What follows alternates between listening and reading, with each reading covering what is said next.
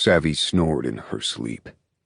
My lips quirked up in a grin at the thought of telling her she did. I knew it'd lead to an argument, but I didn't mind. No one argued like Savvy. No one's eyes flashed with irritation like hers did. No one's nose tipped up just so. And no one stomped off in the perfectly adorable and lust-inducing way. For all those reasons, plus 1,000 more, Savannah was my wife.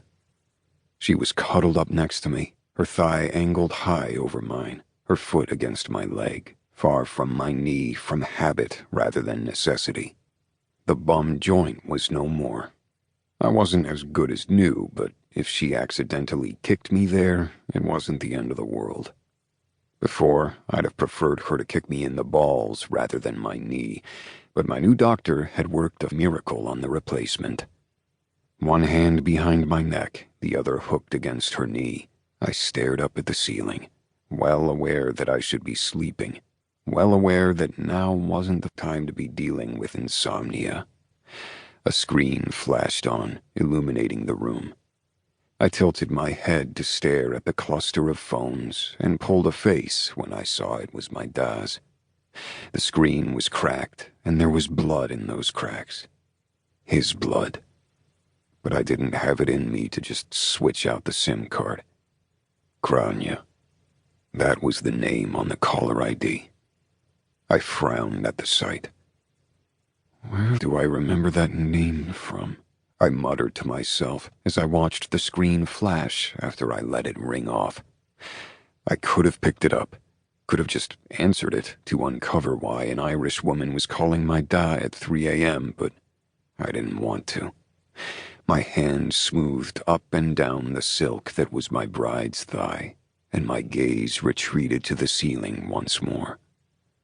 It was one thing to know you were ready for more responsibility, to be tired of being treated like an untried boy, and it was another to be shoved into the fray.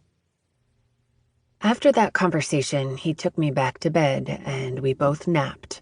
I awoke to an empty apartment, which pissed me off, but I found a note on the refrigerator after I'd showered, changed, and had gone to make coffee. No one will ever understand me like you do, Savannah. I'm grateful for you. Junior. I stroked my fingers over the note, wondering if he knew what he'd done by choosing to sign off with Junior, and not just Aiden. The son was leaving me the note, not my husband. It got me thinking about how many roles we played on a day-to-day basis and how we juggled them, sometimes doing a good job of it, sometimes doing the opposite. As I set the machine to brew me a double shot of espresso, I grabbed my cell and rang my mom. "Hey, baby," she chirped, sounding cheerful. I used to think she was on medicinal pot, she was so cheerful, but now I just knew that she was at her most merry when she was stressed. Considering where my mind had drifted before I'd called her, I told her, "You sound stressed." "How can you infer that from 2 words? Because I know you as well as you know me. What's going on?"